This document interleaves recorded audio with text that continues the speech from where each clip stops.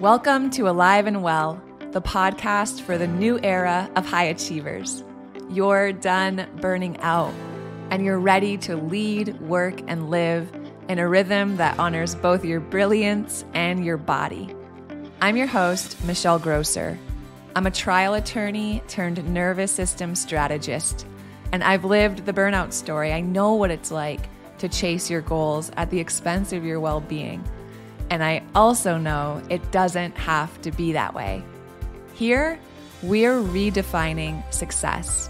It's where productivity feels peaceful, boundaries feel like freedom, and energy comes from within.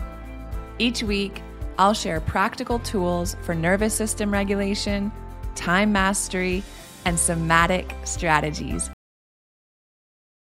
Calm and confidence in every part of your life. Because you, my friend, were given a spirit of power, love, and a sound mind. So here's to life and living it fully. This is the path to feeling alive and well. Let's dive in. Hey, welcome to Alive and Well. I'm your host, Michelle Grosser. Today's episode, I think, is a really good one. We're going to talk about chronic stress. And not only chronic stress, but what it actually looks like when your nervous system gets stuck in survival mode. You guys have probably heard terms like fight or flight or the freeze response before, especially if you listen to this show. But how do you know when you're in one of those stress responses, right? And then more importantly, what do you do when you're there? Like, how do you shift out of it?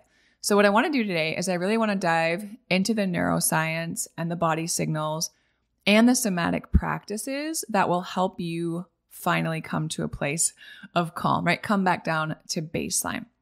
So let's start with the foundation. Your nervous system, my nervous system, all of us are wired for survival. Always, right? That's always going to be our nervous system's primary responsibility, top priority. We are wired for survival, not productivity, not being present with our kids or at work or with our partner, not inbox zero, right? Our nervous system is wired to keep us alive. And when we understand polyvagal theory, which was developed by Dr. Stephen Porges, it helps us understand that our autonomic nervous system isn't really just fight or flight. It's like this sophisticated hierarchy of different nervous system states, all designed to keep us safe, right? Survival, number one priority. So what I like to do and how I like to teach it, and it just helps me kind of understand this, is that I picture my nervous system kind of like a car. In a car, you have different pedals, right? You have a gas pedal and you have a brake and you have a steering wheel. So in your car, your gas pedal, the gas pedal of your car is akin to the sympathetic circuit of our nervous system. It is go mode, fight or flight, right? And then we also have a brake, just like a brake in our car that shuts us down, stops us, slows us. We have a brake in our nervous system, and that circuit is called our dorsal circuit, dorsal vagal. And the steering wheel of our nervous system helps us move fluidly between states, right? It helps us be resilient. It helps us be flexible. That's our ventral vagal state. That's typically what we're in, where we're at when we say that we're feeling quote unquote regulated, right? We're feeling grounded and connected. Now, through our evolution, these responses also evolved, right? They developed to help protect us from danger. So if we were being chased by a bear, we needed to book it out of there, right? We needed to flee. If we were cornered, maybe fight mode would kick in. If there was no way out, our body might freeze and kind of collapse in on itself to avoid further harm, right? Dissociate as a form of protection. All these stress levels, stress responses are adaptive, but only when they're in the short term, right? We weren't, like through evolution, we weren't being chased by bears for 7 years straight, right? We weren't cornered 24/7. We weren't in a situation where it felt like there was no way out for decades. These were like really just short-term problems that came along. The real problem now is that we're navigating chronic stress, right? it's not a one-time thing that happens once a month or even once a week or once a year. We're talking about non-stop stress to our nervous system. It's the emails that have to be responded to. It's the deadlines that have to be met. It's all the things with parenting and decision fatigue and unresolved trauma, all of these different things. And the truth is that our body doesn't know the difference between a bear or a boss, right? An email from your boss that pings at 9:30 p.m. And that's where something called our allostatic load really comes in. Our allostatic load is, it's kind of like this cumulative burden of chronic stress on our brain and on our body. If we're constantly under stress, like most of us are, and we don't cycle in and out of stress, we just stay stressed out, and we don't return to baseline stress level, what happens is that our nervous system becomes stuck in one of these stress responses. We become stuck in survival mode and we lose our flexibility. We lose the ability to shift between these states. Like our steering wheel of our body is locked, right? And that's what we mean when we say we're dysregulated. We're just stuck in a stress response. We're stuck in fight or flight, or we're stuck in freeze. So let's talk about how each of these states might show up for you, what to look for. And then I want to give you guys a little bit of coaching on how to work through it if you notice that you're in one of these responses. So let's start with the fight response. If you are stuck in the fight response, that might show up when your nervous system perceives any sort of threat and believes that it has the resources to confront it, right? That makes sense. These are subconscious decisions. We don't choose to go into fight mode or flight mode or freeze mode. Our subconscious nervous system is choosing that for us based on what it thinks is going to give us the best chance for survival. So when we subconsciously choose the fight response, there's something that our nervous system is perceiving as a threat. However, based on past experience and what our nervous system knows about that situation and maybe our own strengths, our nervous system is like, bam, putting you in a fight response. You have the resources to beat this thing, right? You have the resources to confront it and win. So how might that sound in our mind, right? It might sound like, I got to do it now, right? I got to get it all done. If I don't take control, everything's going to fall apart. Or it might sound like, why does no one else take this seriously? And maybe your tone gets a little bit sharp. And maybe you feel snappy or critical, or maybe you even feel combative, especially toward the people who are closest to you. I know I've been there. And then physiologically, this isn't just in our mind, right? There's also a response in our body when we're in a fight response. So what might that feel like in your body? Well, physiologically, your heart rate is elevated. Your muscles, they tense up. Your digestion will actually slow down. You might even clench your fists or clench your jaw or grind your teeth. You might notice that you're just like grinding through the day, literally and metaphorically. And I think emotionally, we're often really like irritable in this state. We're highly reactive in this state. It's not that we're trying to pick a fight per se, but our nervous system is really just trying to do what it's got to do in order to feel safe. And I think for so many of us, we've probably been praised for like the ones who get it all done, being a little bit fiery, a little bit spicy. And I think often we can kind of take on this learning that being assertive or being dominant keeps us in control and it protects us from vulnerability. But when that strategy becomes chronic, my friends, it is exhausting. So if this is resonating and you're like, yeah, I think I'm either stuck in a fight response or I can get there pretty quickly, here are some somatic shifts to try. One of my favorites is pushing up against a wall to help me complete the stress cycle. So literally just find any wall in your house, office, wherever you're at that you can stand in front of and kind of put both hands in front of you against the wall. And you can even just like squat down a little bit, bear down, and just push with your hands into that wall as hard as you can. And you can kind of like groan and grunt and make all these noises while you're doing it, but really just shooting so much of that energy into the wall and down through your legs into the floor pushing with your muscles, right? Making sounds that can really help move some of that fight energy and help your body complete that cycle and then come back down to baseline stress level. Another one that's great for the fight response too is shaking. Y'all have heard me talk about shaking. I love shaking. I shake all the time. Just shaking out your arms and shaking out your legs to burn off excess adrenaline can be really helpful and cathartic too. Okay, so that's the fight response. Now let's talk about the flight response. Flight kicks in when our nervous system believes that the best way for us to survive is to run, right? Is to outrun the threat.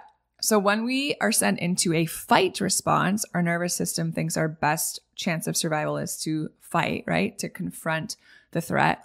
When we're in the flight response, our nervous system is like, nope, we ain't winning this battle. We are out of here. And we try to outrun the threat. What does that look like in real life? It might look like if I just stay on top of everything, I'm going to be okay. Or it might look like I'll rest when everything's done. Or it might look like if I miss something, what if I miss something? I need to keep checking and double checking and triple checking, and all the I's need to be dotted and all the T's need to be crossed. Flight so often masquerades as high functioning anxiety, you guys. You keep yourself busy in order to avoid the internal chaos. So you are always going. You are always running, right? You're in a flight response. Symptoms that you might recognize if you run this response, physical symptoms, or maybe you just feel kind of restless, right? Maybe you tend to be either like jittery, or you can't sit still, or you're like bouncing your knee, you're pacing, or maybe it really shows up in your calendar. This was me for a long time, right? Overbooked calendar, something going on all the time, every weekend from morning, noon, and night. Multitasking, always, right? I always had multiple things going at once. I was checking email and checking Slack and checking my social media constantly and trying to get all these cheap dopamine hits for safety. And I think for me and for a lot of us, I really internalized this idea that if I was constantly going and doing things and busy, that meant I must be really important, right? Or that indicated a certain level of value or worthiness.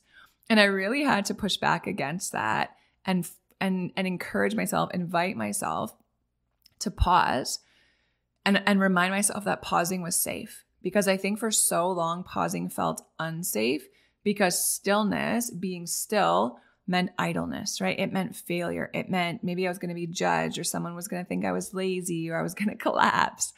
So I just kept going. If you tend to run this response, right, in this pattern, what kind of somatic shifts might be helpful for you? I think the physiological sigh would be really helpful here. You guys have probably heard me talk about this before, but basically you're going to breathe in through your nose until it feels like your lungs are at capacity, and then another quick inhale through your nose.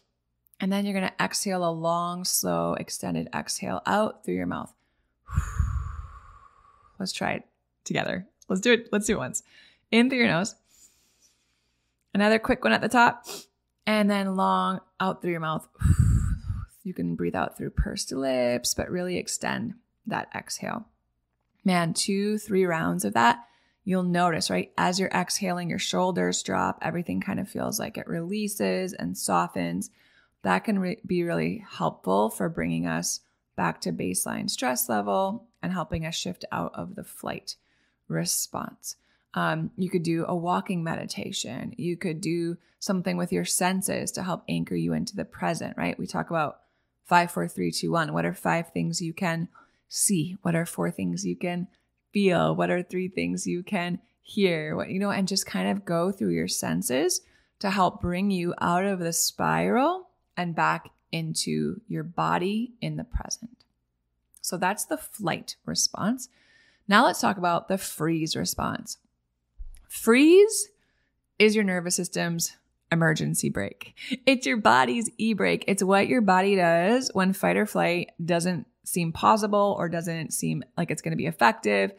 When you're in a freeze response, you just feel so stuck, right? What might that sound like? It might sound like you sitting down with so much to do and you're like, I don't even know where to start, right? Or so much is coming at you. Maybe you guys can raise your hand. You felt this.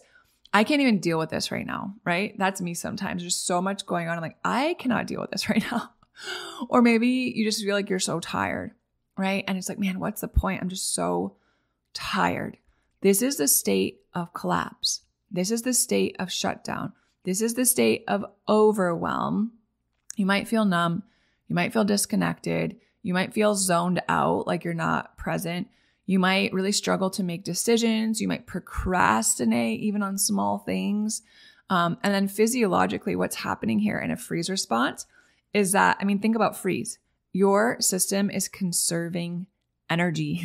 You're not moving a whole lot, right? Maybe you even feel cold in your extremities. Maybe you just feel like you're moving through molasses, like you're super heavy or tired or living in a fog. It happens so often. Well, let me start here. Freeze is often linked to trauma histories where there was no escape. So it's a strategy of enduring rather than confronting, right? We're not going to fight. That's not going to work. We're not going to run. We can't get away fast enough. So what are we going to do? We're going to endure, right? We're going to shut down and dissociate and pretend we're not here and conserve energy just to try to get through this thing. And so many of us are in a freeze response or get into a freeze response because growing up, right, we were in patterns where we were told to be the easy one. We were told to be quiet. We were told to go with the flow. And every time we have to suppress and repress and hold in when we actually want to move and make sounds and express, that triggers a freeze response, right? So what are some somatic shifts that can help when you're in a freeze response? Getting out of your head and into your body is probably one of the most helpful things that you can do. Wrapping yourself in a weighted blanket or even just wrapping yourself really tightly in a blanket or holding like a weighted, like my kids have these weighted stuffed animals that are like really heavy. Man, putting one of those on you as you lay down, put it on your chest or wherever feels good to just have that weight on your body can really help when you're in a freeze response. Temperature changes can help. So grabbing, like maybe holding on to some ice cubes or rubbing ice cubes on your, like the inside of your wrists or jumping in the shower and then turning it to cold at the end, or grabbing, even just like open your freezer and grab a bag of frozen vegetables or whatever you have in there, holding that on the back of your neck. All of these things can help get you out of the freeze response and back connected with your body. Vocalizing, like humming and singing, those kinds of things stimulate your vagus nerve, your body's calming mechanism. So that can also be really helpful if that's something that you find yourself able to do or that feels calming for you. That's also a really good option when you're in a freeze response. All right, so we went through fight, flight, and freeze. Knowing your state, you guys, having the awareness of like, oh, I am in a fight response right now, right? Or I was in a freeze response. That's why I had such a hard time getting anything done yesterday. Whatever it is, knowing your state gives you options, right? Awareness precedes choice.